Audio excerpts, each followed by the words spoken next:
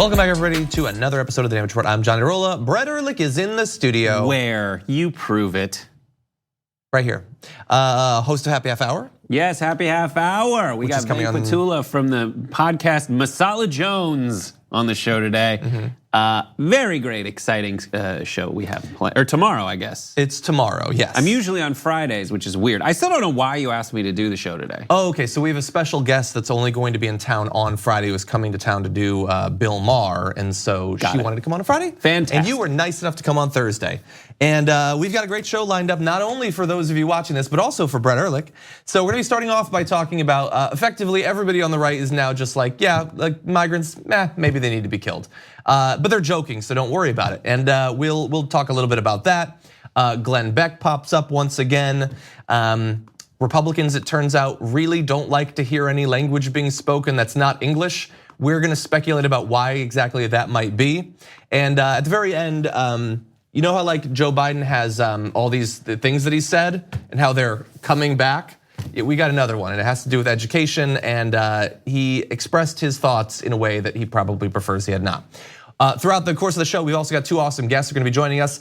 Later on, Sarah Kleiner is gonna be joining us to continue our series going into the financing of the different Democratic presidential contenders, this time with Joe Biden. And in just a little bit, Jesselyn Cook of the Huffington Post is gonna be joining us to talk about how Instagram is effectively making it very difficult for any kind of sex worker to operate on Instagram. And so we're gonna be talking about the implications of that. But first, the big news from last night.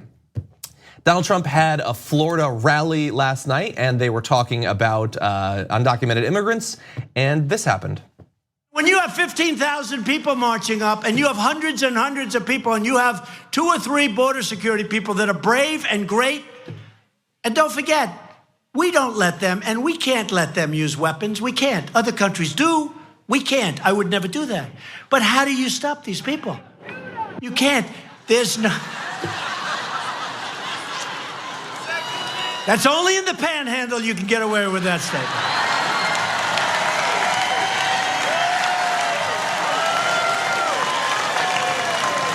Only in the Panhandle. So it's a tough situation, but if they change the loopholes, we'll have it perfectly. And when the wall is finished, it's gonna be great.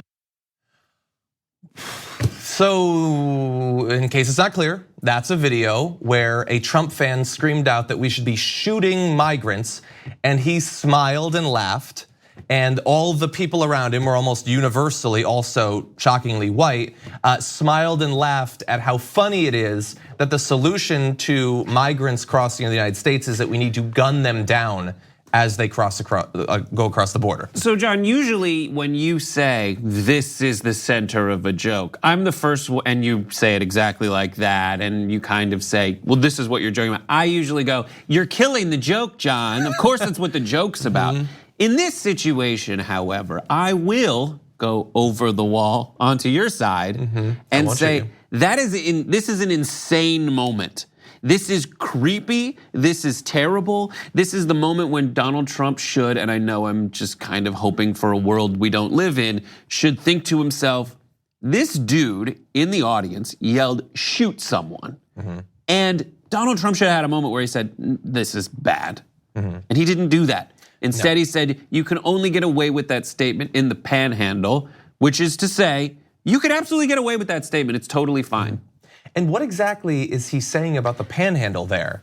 It's like, oh, everywhere else in America, it would be a faux pas to talk about murdering immigrants. I'll tell you about the Panhandle. But here, I mean, look at this place. Come on, that's gonna play well here. It does play well there, the Panhandle. I'm sure it does, and in a lot of other parts of America. It's not just in the Panhandle. It's at Trump rallies everywhere. Race relations in the Panhandle of Florida are really, really bad.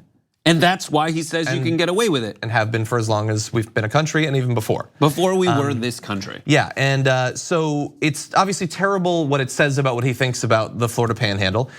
It also is this thing where, like, politicians seem to believe, like he seems to get in the moment that my fans in this particular way are terrible. And I have to reassure them that I'm terrible in the same way, lest I lose them. His entire grifting career has been finding people who don't see through his BS and profiting off that, benefiting off of that. Everyone. There's this amazing tweet from Seth MacFarlane in the lead up to Trump's election where he said, the reason I hate Donald Trump is I deal with Donald Trump's every freaking day. People who show up in Hollywood and pretend that they're awesome and say all these weird things and these provocative promises, and it ends up being just coke smoke and gold-plated mirrors. Yeah. And we saw through, that is absolutely played out every day since he entered the national stage as a political figure. Yeah. And it continues in this situation too. Unfortunately, in this situation, it's really, really dangerous, insipid, and mean. Yeah, because migrants are already targeted exactly in this way. I mean, we had Ken Klippenstein is going to join the show tomorrow to talk about his reporting. He filed a Freedom of Information Act request and found Border Patrol officers who were talking about how we need to march the migrants into gas chambers.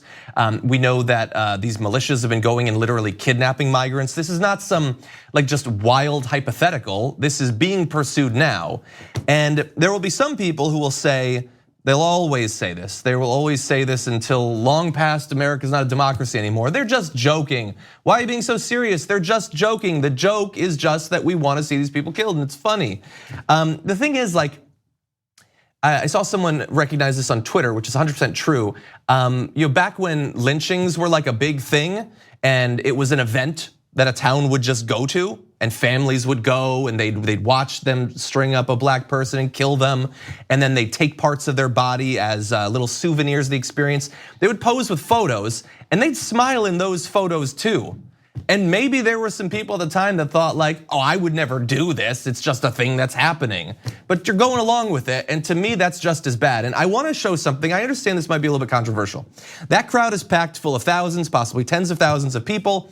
I don't know for sure that they were all laughing, it certainly seems like it was a popular joke. But I noticed something while I was watching that video, and so I wanna focus on a part. We're gonna zoom in and enhance CSI style, and I wanna show you what happens to two people, two Trump fans, as that joke is being told. But how do you stop these people? You can't, there's no. That's only in the panhandle you can get away with that statement.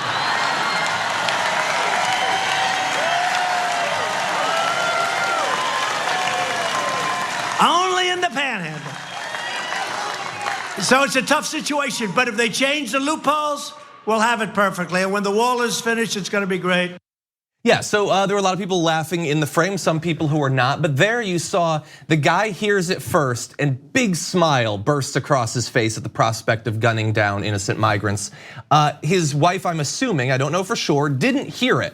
So they lean together, he whispers it to her, and then she starts to smile. And then the smile breaks out bigger when the cheering starts. And she realizes this is 100% okay. She starts smiling bigger. He starts clapping. You know what you do when you really support something that you're hearing or seeing?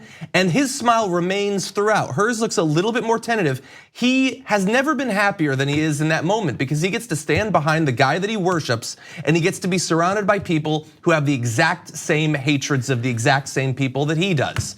And he is just glorifying and being surrounded by a big crowd that wants the same people dead that he does. With great power comes great responsibility. Trump should take the responsibility to say that is not okay. And he doesn't. Yeah. He says you can get away with it because you're in the panhandle. No, but you can also get away with it at a Trump rally. Yeah, which wherever. There you are do that in political LA at a Trump rally. Many political rallies, people rally around the idea of freedom and equality and getting rid of the kinds of injustices that keep people from achieving the American dream. But this did not seem like a political rally. This seemed like a Klan rally because they were advocating for the murder of people who were different from them. Yeah. And obviously Trump could have stopped it and he could have had a John McCain moment where he's like, oh, that's horrible, the thing that you said, get out of my rally. If you believe these things, I don't want you to support me. And maybe that seems like that'd be difficult for a politician to do in the moment. It's not, I'll demonstrate it. If you believe literally anything like that, stop listening to this podcast, turn off the video, never consume my content again. I don't want your support in any form in terms of views, comments, money, nothing. I have no interest in you for the rest of my career in political commentary. It's really that simple. And if it feels to you as an individual that why are we focusing on those two individuals? Why did we zoom in on them? They chose to go to a Trump rally after 2 years, 3 years of Trump. They know exactly what he is. They chose to stand directly behind him so that they could be on camera supporting Donald Trump. And it would have been the easiest thing in the world. As they heard that joke, he could have started smiling. His wife could have leaned over. He could have whispered to her and she could have said, I'm done. I'm out. I'm not doing this anymore. And she could have walked out of the crowd. That would have been so simple. It's an easy way to have the wool pulled off of from covering your eyes that, oh wait, I'm surrounded by a whole bunch of people that look nearly identical and they're talking about murdering people. Nope, this isn't the room for me. But they decided in that moment that that is the room for them. And that could have been a very redeeming moment. And instead, it was just a very terrifying one. It was. Let's turn to one more terrifying moment. Glenn Beck talking about migrants, not like Donald Trump, where he's advocating apparently for murdering them. He's worried about them murdering you. Take a look at how he described the problem as he sees it. This is just going to cascade. This is going to go to where, I talked about this off air for a very long time. I don't even know if I've said it on air before. We are headed towards a time when you will see massive rushes. I think I've been saying this since I was in Israel. Massive rushes across our southern border. It will get to the point where people will be killing farmers for food, and then it will turn into killing farmers for the land. And they'll say, this is my land. You stole it from us centuries ago. And they'll just start claiming land. And it's going to happen. How are the police in these border towns expected to survive? Okay, I don't know what sort of audience he has anymore, but that audience is fed a diet of they're coming across the border and they're going to begin mass murdering people on the border and taking their territory. That's feasible. That's a thing that could possibly happen. And by the way, he said, I've been talking about this off air for a very long time. Okay, now you're talking about it on air. In all that time that you've been talking about it off air, has it been happening? Have we seen anything like that? No, that hasn't modified your belief that it's gonna happen, but that's what he's saying. And obviously, it's not gonna happen.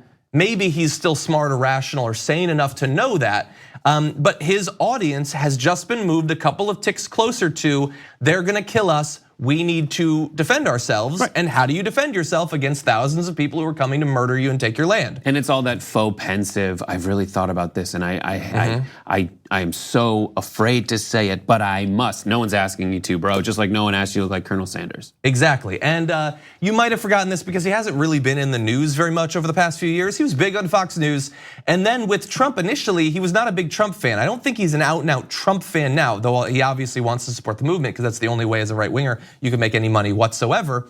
But there was a period where he tried to sort of reintroduce himself to the nation a few years ago with things like this that was on Vanity Fair. Glenn Beck is very, very sorry for Donald Trump in his hat. The reformed paranoiac apologizes for unleashing forces that aided Trump's rise. Or Glenn Beck wants to heal the America he divided, one hug at a time, says the Washington Post. The New Yorker, Glenn Beck tries out decency. Didn't work for him. Went back to indecency. The New York Times Magazine, Glenn Beck is sorry about all that. So sorry that he's raising his arms and pursing his lips. Also, thank you, the New York Times Magazine. Why are you doing that? Why did everyone do that? I just chose the first 4 that I saw, but that was part of his apology tour. He's not like that anymore. He's not crazy, not a conspiracy theory guy. He's sorry about contributing to partisanship and people being fragmented and all of that. Fast forward a little bit where he had some financial troubles and now migrants are coming to murder you and steal your farm. So thank you, mainstream media, for helping to rehabilitate crazy Colonel Sanders. He really puts the MAGA in New York Times Magazine now, and you can't try decency while wearing that hat. That's a good point. Okay, thank you, everybody. We're gonna take a short break. When we come back, did you say goodnight, everybody? Yeah, exactly. No, that kind of feels like at that point we should probably call it. No, we're gonna take a short break. We come back, lots more to get to. We need to talk about a relatively new show called the Republic, or UNFTR. As a Young Turks fan, you already know that the government, the media, and corporations are constantly peddling lies that serve the interests of the rich and powerful. But now there's a podcast dedicated to unraveling those lies, debunking the conventional wisdom. In each episode of On the Republic, or UNFTR, the host delves into a different historical episode or topic that's generally misunderstood or purposely obfuscated by the so-called powers that be, featuring in-depth research, razor-sharp commentary, and just the right amount of vulgarity. The UNFTR podcast takes a sledgehammer to what you thought you knew about some of the nation's most sacred historical cows. But don't just take my word for it. The New York Times described UNFTR as consistently compelling and educational, aiming to challenge conventional wisdom and upend the historical narratives that were taught in school. For as the great philosopher Yoda once put it, "You must unlearn what you have learned."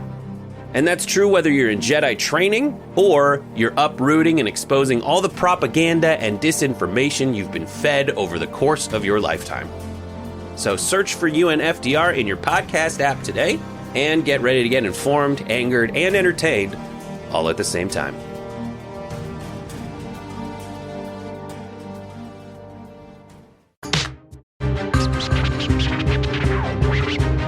Recently, there's been a lot of concern online about Instagram supposedly shadow banning certain types of content. And a lot of that talk has to do with far-right personalities, and some of them have in fact been outright banned of late. But it turns out that Instagram is also cracking down on other types of content, and that is getting far less conversation.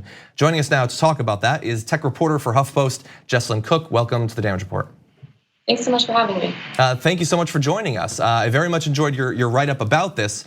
And so it has to do with Instagram cracking down on what it calls either inappropriate or sexually suggestive content. Now, in your research, do we have any idea of what those terms actually mean as they're being employed by Instagram? No, Instagram said it would start banning or demoting inappropriate content. The only example it gave users was sexually suggestive content. So I reached out to Instagram directly asking, can you define inappropriate? Can you define sexually suggestive? They said no. I said, can you please give me a comment explaining why you won't define those terms? And they said no.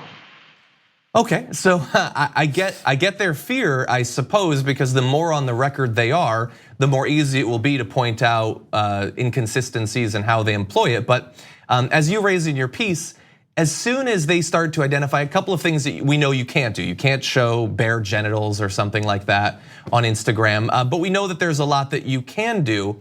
So when they say sexually suggestive, how do they differentiate between a shot of someone in lingerie designed to sexually arouse and a shot of a person in a bikini that covers exactly as much of that person's body, or in sports gear that might also show a lot of skin? How do they differentiate between those things? Do we have any idea?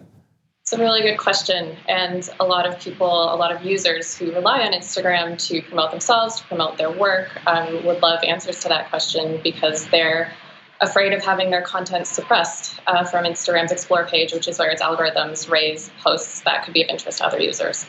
And so you sort of got into the area that I'm interested in. Obviously, there are a lot of people that use Instagram just for fun, as a social network, whatever. But there's also people that, whether they produce a particular type of art or they're models or sex workers of various forms, there are possibly severe economic consequences to this sort of policy. So in terms of the shadow bans that are going on and also the lack of willingness of Instagram to specifically define what is allowed and what is not allowed, how is that impacting different forms of sex work and things like that on Instagram? Yeah, I spoke to a number of sex workers who either had their accounts deleted entirely and then restored after appealing multiple times through the app, but who are also afraid of having their content suppressed because that's how they promote. Like one woman I spoke to does erotic illustrations. They are not in violation of Instagram's policy. She doesn't show female nipples. She doesn't show genitals. But she is really nervous about having her content suppressed because that's how she draws people to her artwork and that's how she makes a living. And there have been a few cases recently where we've seen as progressively some of the more far right personalities that have been banned from places like YouTube, sometimes from Facebook, they retreat to Twitter or to Instagram, and then now they've been banned off of those things.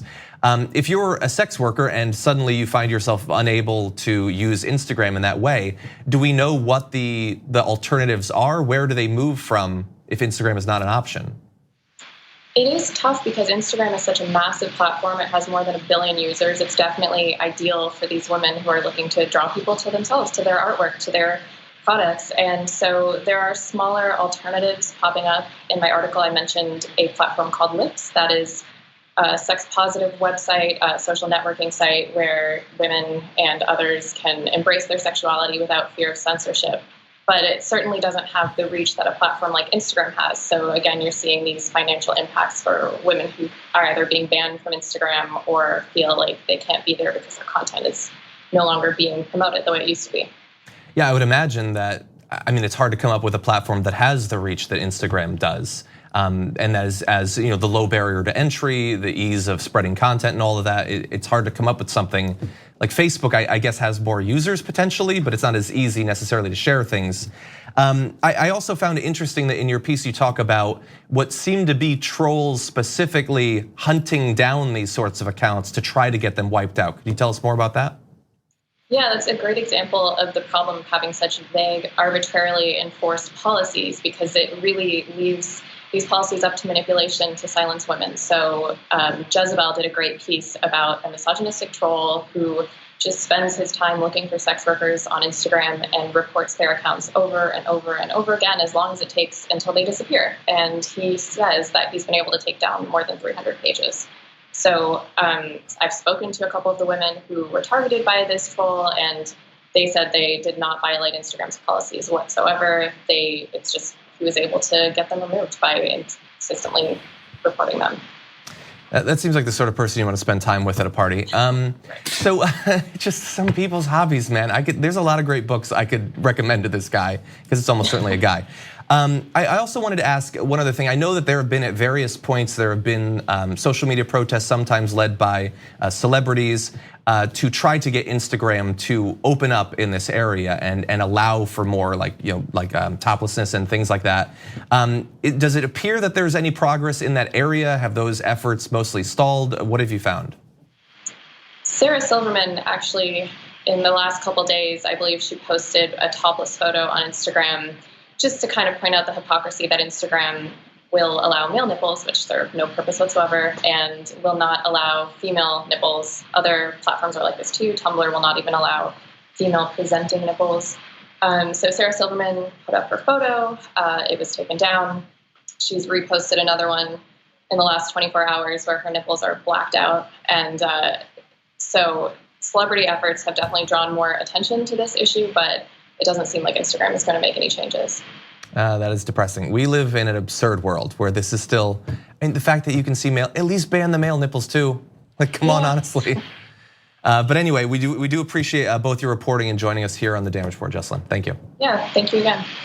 We're gonna take a short break here. When we come back, Republicans not fans of languages other than English being spoken in public. We'll talk about some of the implications of that after this.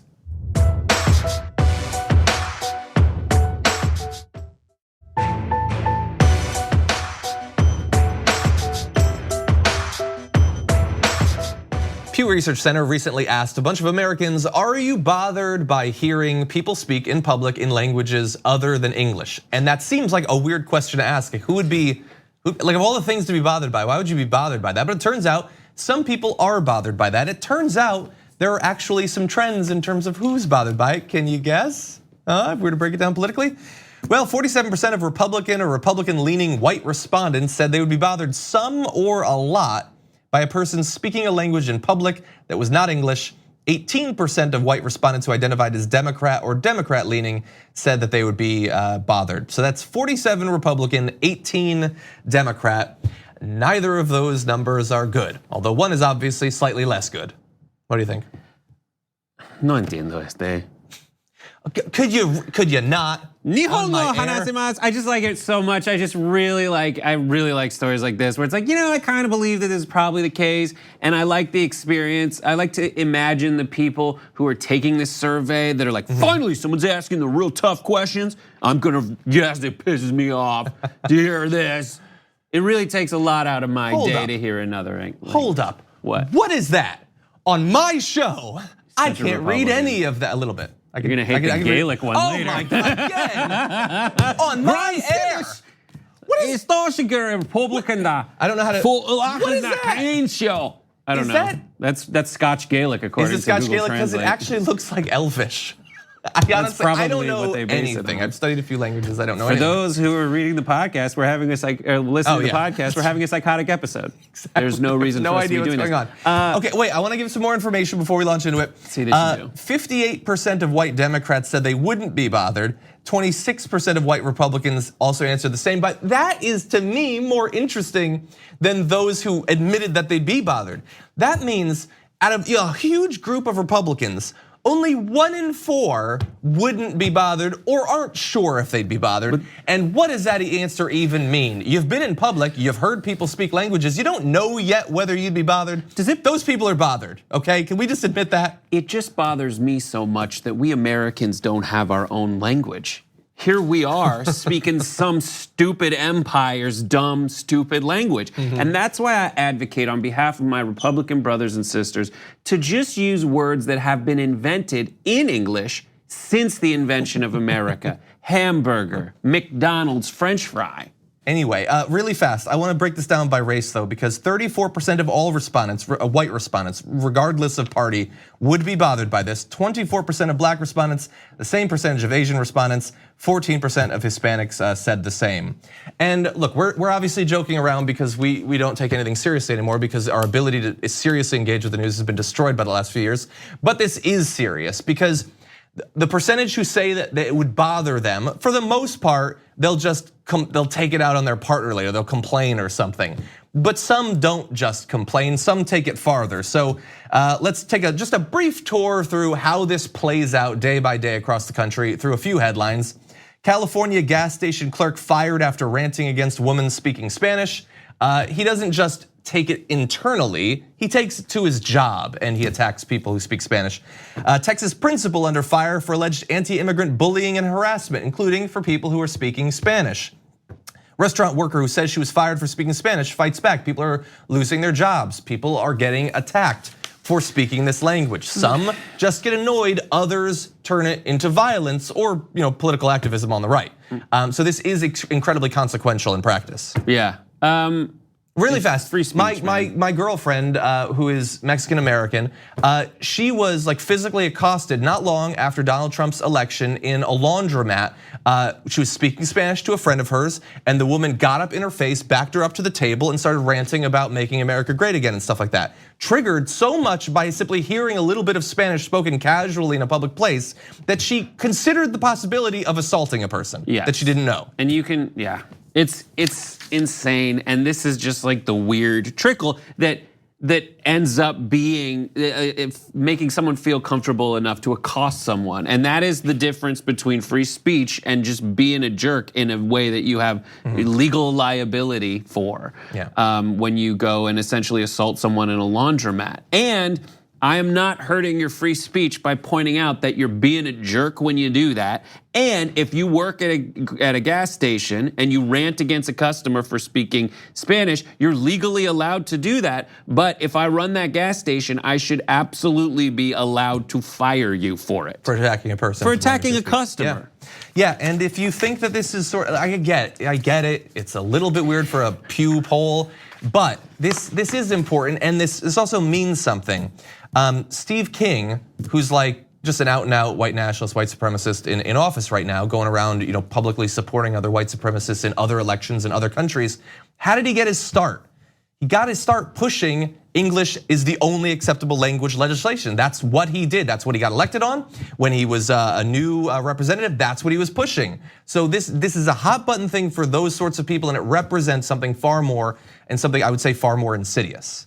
Yeah. Anyway, go for it. No, you go. You have the last comment. It just really makes me very angry in a general way to see that this is the way things are developing in this nation, because the three stories, including this one that we've discussed, are about essentially a shift in what people feel is acceptable in this country. And when they're talking about making America great again, they're not.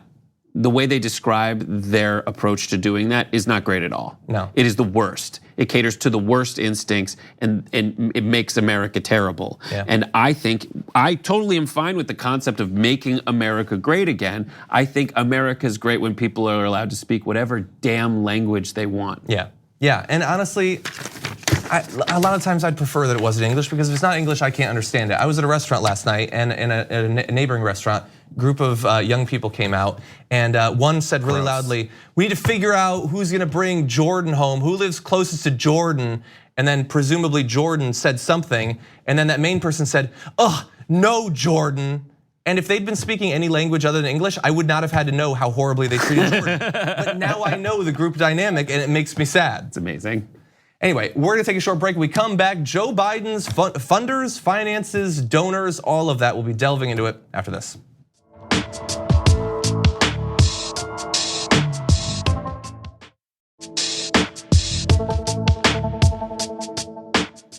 It's time now for part 9 of our ongoing series, delving into the financing and donors of the Democratic presidential primary contenders. And joining us now to break down the financing of Joe Biden, Sarah Kleiner, federal politics reporter for the Center for Public Integrity. Thank you for your ongoing work analyzing these candidates. So Joe Biden, he's a person that we know quite a bit about in comparison to some others, but not necessarily specifically about his financing. So I want to run through some of the normal questions that we go through in terms of like personal wealth, ability to self-finance his campaign. How does he stack up? So Joe Biden doesn't have the level of wealth, or at least as far as we know from his last financial disclosures, he didn't have the kind of wealth that, say, an Elizabeth Warren had. He actually was potentially in the hole in 2016. His assets were below about $1 million. His liabilities were about that much too. So he's since then gained wealth for the first time through speeches and books, according to the New York Times. So he is financially in a better place than he was in 2016. I think that is one of the most fascinating things about your write-up that people can find at the Center for Public Integrity. I would have just assumed that for the time that he's spent in Washington and in the White House and his time since, that he would have written books and given speeches and all that. But he's actually, like, look, he's very wealthy compared to a regular person, but compared to the other candidates, not necessarily the case, which is very interesting. So also he's been fundraising for a very long time, many Senate campaigns and all of that. How successful has he been overall in generating donations? Sure, he's been in federal politics for almost 5 decades. It's a long time. He's run for president twice unsuccessfully. This is his 3rd bid. He has been a successful fundraiser in the past. This is going to be a very interesting race on the Democratic side, because a lot of the candidates are really pushing hard for small dollar donors, and they're making a huge deal about trying to get as many people giving small dollar contributions, and we're talking about $200 or less. Joe Biden actually has kind of made a push for large contributions. It seems like he's relying on some of the party's wealthiest donors to help his campaign. He raised $6.3 million, his campaign announced, in the first 24 hours. Wow. That was from 96,000 people. In the first quarter, Bernie Sanders raised money from 525,000 people. So Biden is definitely, and since he announced so late, he's going to be playing some catch up as far as getting grassroots donors to support his campaign. That's interesting. So he does have a lot of donors, but not necessarily as much as some of the others who stress that sort of financing more and have been around for longer. He actually had sort of a contest or some sort of game or something to try to generate more small donors, right? Sure. Yeah, he was trying to generate interest through people, a contest to give me $5 and you can win a trip to meet me. And he, like other candidates, selling tote bags and mugs and that sort of thing, emblazoned with his image. Mm-hmm. And Make America Obama Again hats, I suppose. Anyway, so let's talk about one of the most important areas. Since for him, we have a lot of information going back decades. What sorts of either industries stand out as being supportive of Joe Biden? Are there particular individuals that are noteworthy for having supported him in the past? Yes. So his PAC is American Possibilities. It was formed in 2017, and so we have records from when it was formed in 2017 through the end of 2018. It raised $2.6 million. Some of the notable donors to that PAC include Timothy Gill, an entrepreneur in Colorado and a gay rights activist. And then also the Hollywood producers Steven Spielberg, Jeffrey Katzenberg.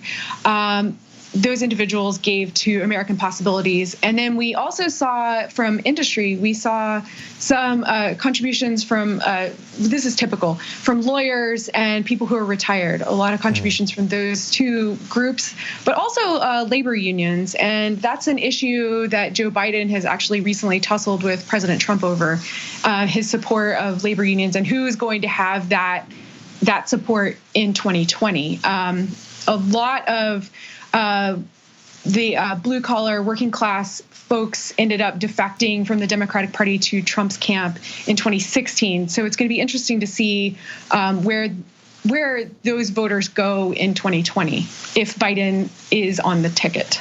And I'm also curious, in terms of some of the big fundraisers that he's had in the time since he announced, have you been tracking any of who might have been supporting those or helping to organize fundraisers or anything like that? Yeah, we're keeping an eye on it, and I don't have any specifics for you right now. But yeah, it's something we're monitoring and watching. And so more broadly, I'm also curious about sort of philosophically how the different candidates approach financing their campaigns. Has he, similar to other candidates, insisted that he will not take PAC donations, or where does he stand on fossil fuel money? Does he support campaign finance reform? Like outside of just his campaign, what does he think about financing in politics? Yeah, so he hasn't really stepped out there like Elizabeth Warren and Bernie Sanders have in terms of shunning big contributions or PAC financing, but he, in terms of campaign finance, he actually penned a column recently about dark money and how it needs to be eliminated from politics. And dark money is money that you can't trace the source of it. So it comes from nonprofit spending, and we just have no way of knowing who is backing a particular candidate when they're supported by dark money. So he spoke out against that. However, when he was running with Barack Obama, there's a strong possibility that Priorities USA, that they benefited from the dark money spending by Priorities USA. Okay, well, perhaps he's involved in that as well. That's a good reform to make. I consider that like the ground floor in terms of reforms that you can do to campaign finance, but that's good information. We appreciate that. Sarah Kleiner, federal politics reporter for Center for Public Integrity. Thank you again for joining us. Thank you so much. We'll take a short break here, and when we come back, a little bit more from Joe Biden, comments from 2007 about education, where he stands on that. We'll be talking about it after this.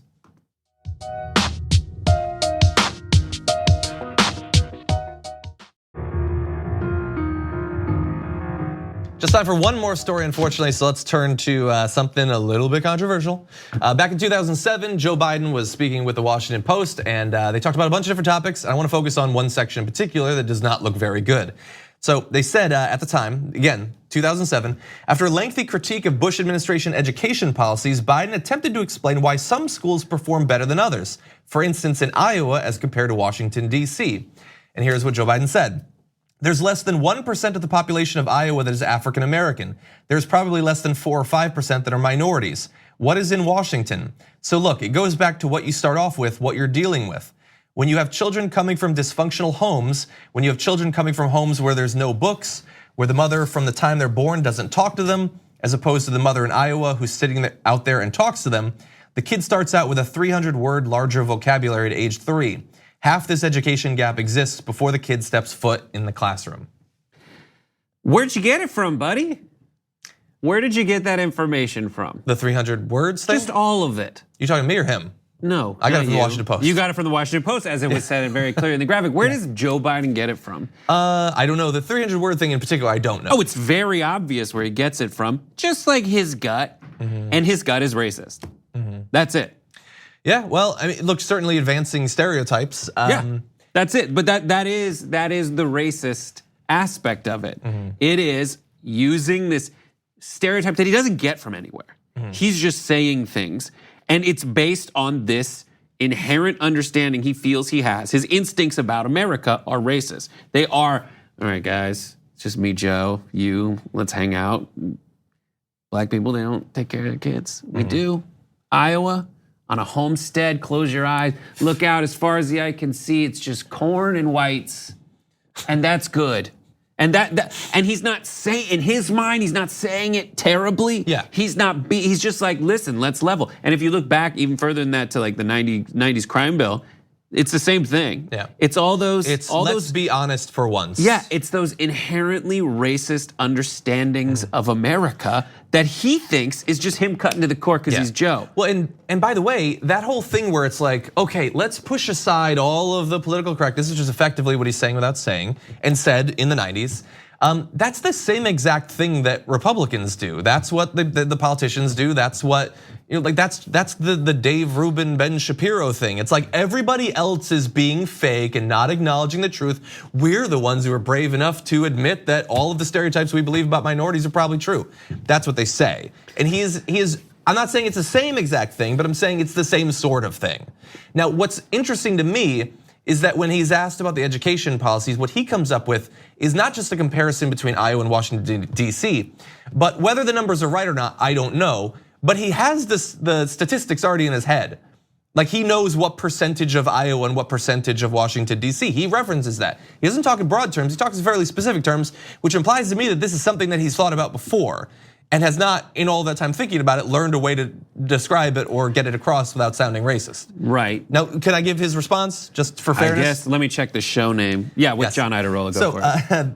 So the Biden campaign moved quickly to clarify his remarks in a statement saying, this was not a race-based distinction, but a discussion of the problems kids face who don't have the same socioeconomic support system and all that implies, nutrition, pre-K, etc., entering grade school and the impact of those disadvantages on outcomes. But black people are worse. Do we just agree with that? Yeah, I mean, look, the thing is, I don't go that far. I don't think that he's sitting there thinking that that's what he thinks. I bet he was smiling when he said it and it was charming and folksy or whatever. The whole interview probably was. Yeah, I agree with that. He doesn't think that he's talking about it in that way, but he is talking about it in that way. And we all have these biases that come about from where we were born and what we were exposed to and all of that stuff, but it is on us, the onus is on us, not on everyone else, to move past that and to understand where we're coming from.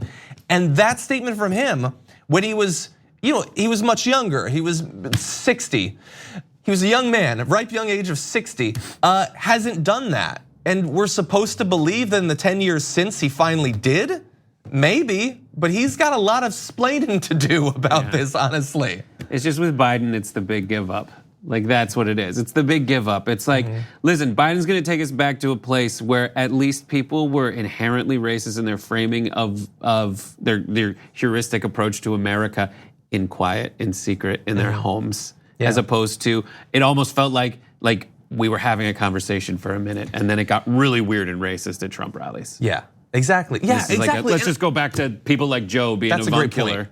I don't want to have to start the show with racism at a Republican rally and then close it with, is our candidate gonna be, obviously better in that area, but 100% better? No, probably not. That's not what I want. Banal racism versus overt. Exactly. I don't like either.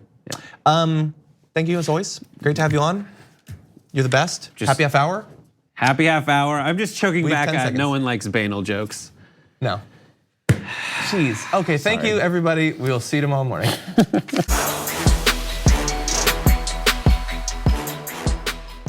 Thanks for listening to the full episode of The Damage Report. Support our work, listen ad-free, access members-only bonus content, and more by subscribing to Apple Podcasts at apple.co/TYT. I'm your host, John Iadarola. I'll see you soon.